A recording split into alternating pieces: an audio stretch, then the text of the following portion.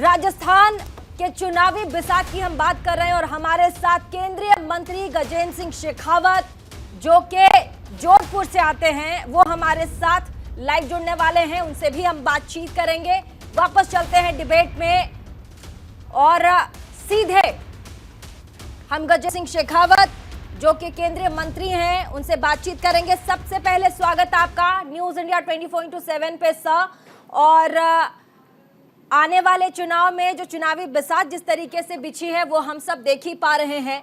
आज प्रधानमंत्री का दौरा जोधपुर में था, इसको लेकर के क्या कहेंगे आप?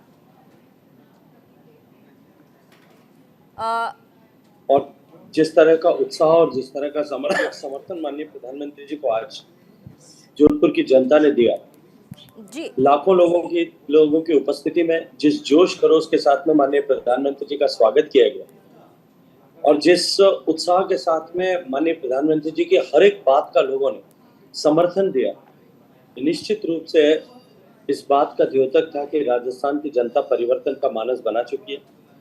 प्रधानमंत्री जी के आह्वान पर कि हमें भारतीय जनता पार्टी की सरकार बनानी है, लोगों के जिस जोश के साथ में हाथ उठे थे वो इस बात को दिखाते हैं कि राजस्थान में अब की बार एक नया इतिहास बनने वाला है। सर, पत्थरबाज प्रधानमंत्री ने नाम लिया कि यहाँ पर जो पत्थर मारने वाले लोग हैं वो बहुत ज़्यादा है। व्यापारियों का दिन दहाड़े उनका कत्ल हो रहा है। साथ ही पेपर माफिया जो पेपर लीक करते हैं उन माफियाओं का भी उन्होंने जिक्र किया। इस पूरे तमाम हम चीज़ों को अगर हम देखें तो इन्होंने पूरे राज्य को कितना इफेक्ट किया है सर? लेकिन निश्चित रूप से पिछले 4.5 साल सरकार की मुखिया की प्राथमिकता कुर्सी बचाना होने के चलते हुए राजस्थान में लॉ एंड ऑर्डर सिचुएशन बुरी तरह से कॉम्प्रोमाइज हुई है और राजस्थान में एक तरफ माफिया राज सक्रिय हुआ, दूसरी तरफ अराजकता बढ़ी, पुलिस का इकबाल कमजोर हुआ और इन सब के साथ साथ में राजस्थान में महिलाओं पर अत्याचार बढ़ा, पेपर लीक के केसेस हुए और इन सब के साथ साथ में राजस्थान में गैंग वॉर्स बढ़ी। इन सब के चलते हुए सरकार क्योंकि हिली हुई थी तो सरकार ने अपने वोट बैंक को सुनिश्चित करने के लिए जिस तरह से तुष्टीकरण किया, पीएफआई के सरकारी संरक्षण में जुलूस निकाले गए और हिंदू त्योहारों पर पर्वों पर रोक लगाई गई। जनता में इन सब विषयों को लेकर के भारी नाराजगी है। सरकार की उदासीनता के चलते हुए जहां एक अपराध में 1 नंबर हुआ, महिलाओं के प्रति अपराध में 1 नंबर हुआ जी, या गैंग वॉर्स में जो है राजस्थान ऊपर आया और इसके साथ साथ में गैंग रेप में भी राजस्थान जो है पहली पायदान पर पहुंचा। ये परिस्थिति दुर्भाग्यपूर्ण जो राजस्थान की बनी है उसको लेकर के राजस्थान में आम जनमानस के मन में आक्रोश भी है, गुस्सा भी है, क्रोध भी है और इसी के चलते वो बदलाव के लिए तैयार है। केंद्रीय मंत्री गजेंद्र सिंह शेखावत पूरे राजस्थान के चुनाव को कैसे देखते हैं? देखिए, मुझे पिछले लगभग 1 महीने से कुछ ज्यादा समय में राजस्थान के लगभग सभी जिलों का प्रवास करने का सौभाग्यपूर्ण अवसर मिला है और मैं जिम्मेदारी के साथ में कह सकता हूँ कि पूरे राजस्थान में एक ही तरह की स्थिति है।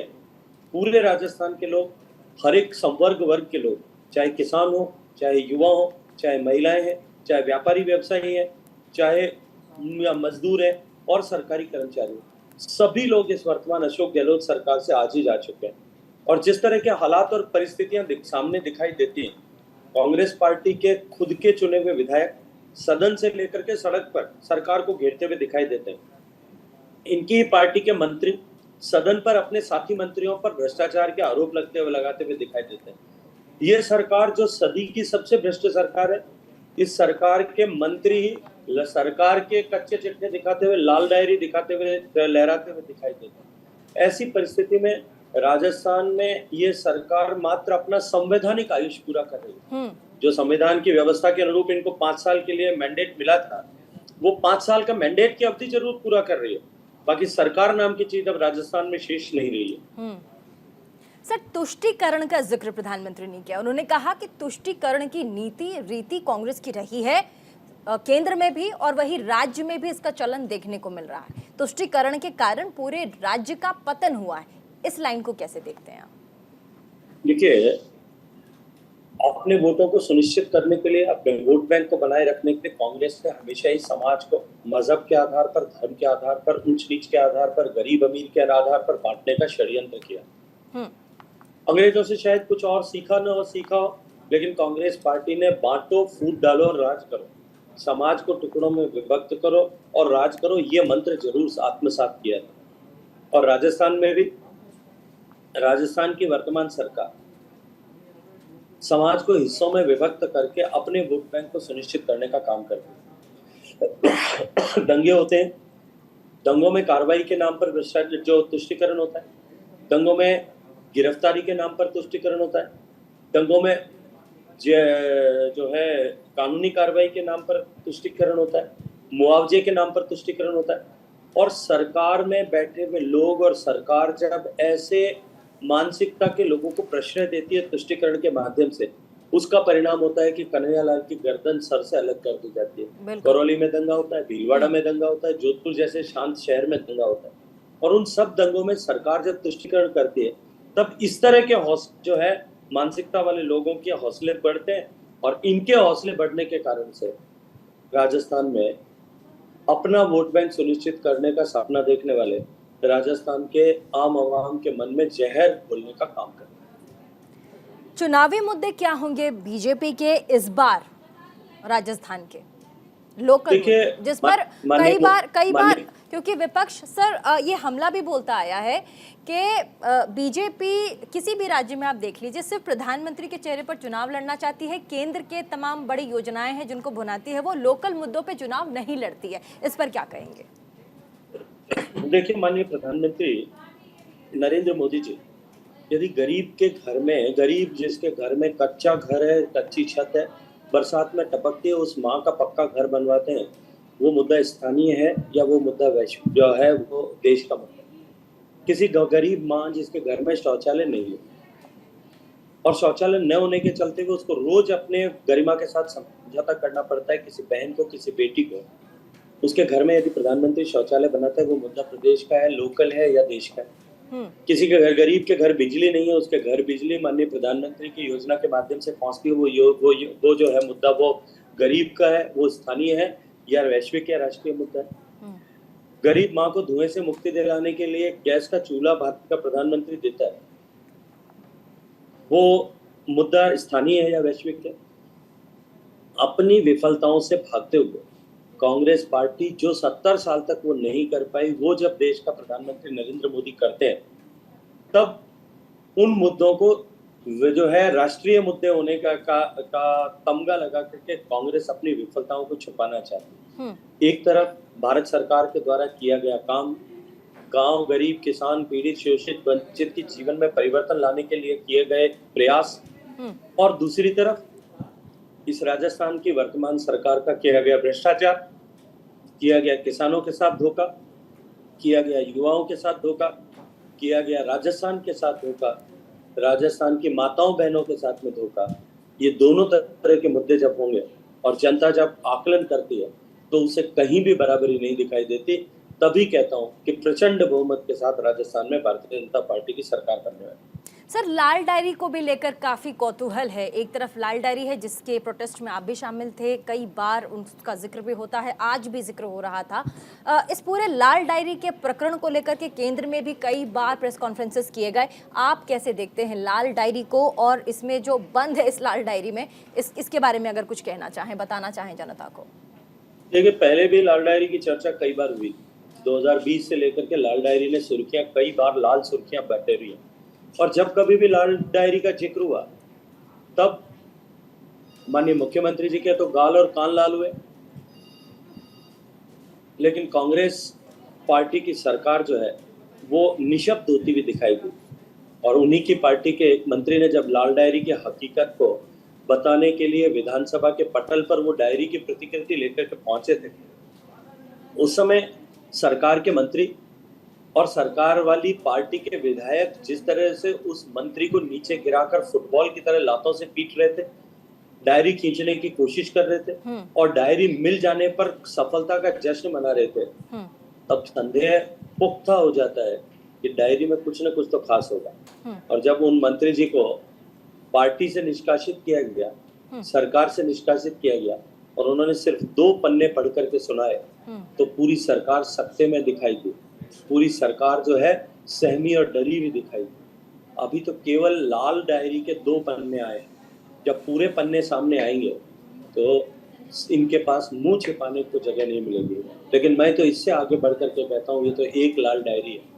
न जाने कितने महकमों की कितने रंग की डायरियां इस सरकार ने सरकार के भ्रष्टाचार से रंगी हुई है। माइनिंग की डायरी अलग होगी, जेजेएम की डायरी शायद नीले रंग की होगी और जो है सड़क विभाग की डायरी अलग रंग की होगी, पब्लिक डिस्ट्रीब्यूशन में जिस तरह का घोटाला हुआ उसकी डायरी अलग तरह की होगी, मोबाइल खरीद का घोटाले की डायरी का हिसाब किताब किसी और रंग की डायरी में मिलेंगे, अन्नपूर्णा किट के जो है उसके खरीद में घोटाला और मिलावटी सामान बेचने के भेजने के माध्यम से बचा हुआ पैसा उसका हिसाब किताब किसी और रंग की डायरी में निकलेगा।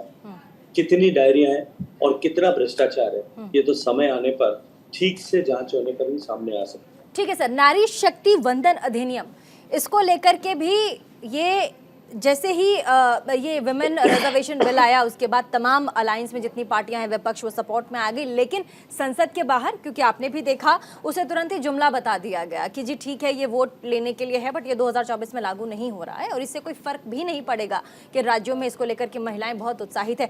आप नारी शक्ति वंदन अधिनियम और इस बिल को और विमेन रिजर्वेशन बिल को आप राजस्थान में कैसे देखते हैं? वहां पर जैसे ये कानून बन गया है, जब लागू होगा उसके बाद कितनी चीजें बदलेंगी राजस्थान में महिलाओं को लेकर के? सर देखिए, पिछले दिनों में ये अधिनियम पारित होने के बाद में माननीय प्रधानमंत्री जी की जो सभाएं जोधपुर में हुई होगी आज, इससे पहले चित्तौड़गढ़ में हुई, उससे पहले जयपुर में एक राजनीतिक कार्यक्रम था, इसके अलावा छत्तीसगढ़ में, तेलंगाना में जितने कार्यक्रम, एक बार उन सारे वीडियोस को उठा करके आप देखिए, महिलाओं का उत्साह आपको अपने आप समझ जाता है। देश में पहली बार ऐसा हुआ कि देश के प्रधानमंत्री ने पहले महिलाओं के सशक्तिकरण की चर्चा की, वीमेन एम्पावरमेंट पर फोकस करके महिलाओं के जीवन में परिवर्तन लाने वाले सारे विषयों को एड्रेस किया और उसके बाद दुनिया के सामने यह कॉन्सेप्ट रखते हुए कि अब वीमेन एम्पावरमेंट से आगे बढ़ करके वीमेन लेड डेवलपमेंट की दिशा में हम सबको आगे बढ़ना होगा और वीमेन लेड डेवलपमेंट को चर्चा G20 में करने के साथ ही पार्लियामेंट के नए भवन के में आहूत पहले सत्र में महिलाओं को यह अधिकार देकर के उन्होंने देश की महिलाओं का जो है स्नेह तो पहले उनके साथ ही था, विश्वास को भी अर्जित किया है, उनके हृदय को छुआ है और मैं विश्वास के साथ में कह सकता हूँ कि अब की बार ऐतिहासिक परिणाम इसके चलते हुए आने वाले हैं। विमेन रिजर्वेशन पे जब भी हम बात करते हैं सर, तो राजस्थान में जिस तरीके से हालिया समय में महिलाओं की स्थिति देखने को मिली है, रेप के इतने केसेस सामने आए हैं, इसका जिक्र प्रधानमंत्री ने भी किया है अपने जब वो संबोधित कर रहे थे पूरे देश को, तब उन्होंने ये कहा कि यहाँ आप देखिए खुलेआम राजस्थान में रेप हो रहे हैं, इस पर क्या कहेंगे? देखिए, राजस्थान जिसकी पहचान महारानी पद्मिनी के जौहर से, जिसकी पहचान रानी गंगा देवी के जौहर से थी, जिसकी पहचान पन्नाधाय और गोराधाय के बलिदान से थी, जिसकी पहचान मीराबाई के भजनों से थी, जिसकी पहचान जो है वो कर्माबाई की भक्ति से थी, रानाबाई की भक्ति से थी, उस राजस्थान की पहचान को कलंकित करके राजस्थान की पहचान रेप कैपिटल के रूप में बनाने का पाप अशोक गहलोत सरकार ने किया है। आज राजस्थान में देश के सर्वाधिक रेप की घटनाएं होती हैं। राजस्थान में छोटी छोटी अबोध बालिकाओं को, जिन्होंने जीवन के अभी पूरे 16 बसंत भी न देखे हों, उनके साथ में जिस तरह का दुराचार हुआ और दुराचार करने के बाद में उनकी जिस तरह से हत्याएं हुई और उसके बाद में निरंतर बढ़ने वाले केसेस के बाद मुख्यमंत्री और उनके सहयोगियों ने जिस तरह के फौरी बयान दिए, कभी कहा कि राजस्थान में बलात्कार ज्यादा होते हैं क्योंकि हम केसेस ज्यादा रजिस्टर करते हैं, कभी कहा कि घर परिवार के लोग इस तरह की घटनाएं करते हैं इसलिए बलात्कार ज्यादा होते हैं, कभी कहा कि क्योंकि निर्भया का कठोर कानून बना दिया गया इसके कारण से रेप के बाद में मर्डर की घटनाएं ज्यादा हो रही। उनके एक मंत्री ने तो यहाँ तक कहने का दुस्साहस किया कि राजस्थान क्योंकि मर्दों का प्रदेश है इसलिए राजस्थान में रेप की घटनाएं ज्यादा होती है। कुल मिलाकर के जिस तरह से फौरी तौर पर राजस्थान की सरकार में बैठे हुए लोगों ने बयान दिए, उसके कारण से लोगों के हौसले बढ़े और आज राजस्थान पूर्ण रूप से जो नारी सम्मान के लिए पहचान रखता था उसको कलंकित करने का पाप इस सरकार ने किया। ठीक है सर, मैं ज़्यादा समय आपका नहीं लूँगी, लेकिन ऐसे में एक तो है कि रिवाज हर साल हर 5 साल में राजस्थान का बदलता है, दूसरा है राज, तो इस पर भी काफ़ी सारी अब सोशल मीडिया पे भी काफ़ी सारी चीज़ें अब सामने आ रही हैं। कोई कह रहा है कि नहीं रिवाज इस साल तो नहीं बदले, इस बार नहीं बदलेगा, राज जो है वही कायम रहेगा। इस पर क्या कहेंगे सर? देखिए, जैसा मैंने कहा कि ये सरकार मात्र संवैधानिक आयुष पूरा कर रही है। 5 साल तक आपसी विग्रह पर जूझने के कारण से राजस्थान के 7.5 करोड़ लोगों ने जो दुख तकलीफ सही है, राजस्थान की जनता एक दिन भी इस सरकार को स्वीकार करने के लिए तैयार है। 2013 में भी याद दिला देना चाहता हूँ, ये इसी तरह के वादे और दावे करते थे। इन्होंने अपने आप को मुख्यमंत्री 1 नंबर घोषित कराया था। अपने 4.5 साल के डिलीवरी में फेल्योर के बाद में इन्होंने इसी तरह की लोक लुभावन योजनाएं प्रारंभ की। अब की बार भी फिर वही स्थिति है। अपने आप को 1 नंबर बताने के बजाय राजस्थान को 1 नंबर घोषित करवाया गया। ठीक उसी तरह की लोक लुभावन घोषणाएं जो है वो घोषित की है। 2013 में 163 सीट 200 में से भारतीय जनता पार्टी को मिलेगी। मैं आपको एक बात दावे के साथ में कह सकता हूँ कि अब की बार वो आंकड़ा भी टूटेगा। एक नया कीर्तिमान राजस्थान में भारतीय जनता पार्टी के नेतृत्व में बनने वाली सरकार में बनेगा। एक आखिरी सवाल सर, आप जल संसाधन पूरा का पूरा आप उस मंत्रालय को देखते हैं, ऐसे में नर्मदा का पानी राजस्थान में उसको लेकर के कई सारी बातें पहले थी, लेकिन वो भी पहुंचाने का काम केंद्र सरकार ने किया है, आपके सुपरविजन में हुआ है, इसको कैसे देखते हैं आप? देखिए, नर्मदा का पानी जब माननीय नरेंद्र मोदी जी गुजरात के मुख्यमंत्री थे और सरदार सरोवर डैम का निर्माण हुआ था, पानी को लेकर के राज्यों के बीच में अमूमन, जैसा आज प्रधानमंत्री जी ने भी कहा कि एक एक बूंद पानी का झगड़ा होता है, लेकिन माननीय प्रधानमंत्री जी ने पश्चिमी राजस्थान की हालात, हकीकत और अवस्था को देखते हुए सहृदयता पूर्वक बिना किसी क्लेम के 0.5 MAF पानी राजस्थान को दिया। आज उसके चलते हुए 2 लाख हेक्टेयर जमीन राजस्थान में बाड़मेर और जालोर जिले की सिंचित हो रही है और हजारों लोगों को पीने का पानी मुहैया करवाया गया। मैं ये मानता हूँ कि ये जो गुजरात में मुख्यमंत्री रहते हुए माननीय प्रधानमंत्री जी ने राजस्थान का जो उपकार किया था, हम राजस्थान के विशेष रूप से पश्चिमी राजस्थान के लोग माननीय प्रधानमंत्री जी के हमेशा हमेशा के लिए उसके चलते हुए ऋणी हैं। बहुत बहुत शुक्रिया हमारे साथ जुड़ने के लिए केंद्रीय मंत्री गजेंद्र सिंह शेखावत जी, आपका बहुत बहुत शुक्रिया। आपने समय दिया न्यूज़ इंडिया 24/7 को और साथ ही इंडिया के सवाल को, और आपने देखा कि कैसे प्रधानमंत्री नरेंद्र मोदी का जो दौरा राजस्थान में था और ऐसे में जोधपुर में प्रधानमंत्री ने धुआंधार तरीके से विपक्षी पार्टी साथी अशोक गहलोत पर करारा प्रहार किया है। ऐसे में आने वाले समय में राजस्थान में क्या होगा वो देखने वाली बात होगी। तमाम पार्टियां अपनी शक्तियां झोंक रही हैं। एक तरफ ये कहा जा रहा है कि रिवाज बदल जाएगा और साथ ही ये भी कहा जा रहा है कि इस बार रिवाज नहीं बदलेगा, राज्य की सरकार ही रहेगी। उस पर हमने केंद्रीय मंत्री गजेंद्र सिंह शेखावत की जो राय है वो हमने जाना। जल शक्ति मंत्रालय देखते हैं, ऐसे में आगे क्या होगा उस पर हमारी नजर रहेगी। लेकिन यहाँ पर फिलहाल छोटे से ब्रेक के लिए हमें रुकना पड़ेगा, कहीं मत जाइएगा। देखते रहिए न्यूज़ इंडिया 24/7 और देखना ना भूलें prime time debate show India का सवाल।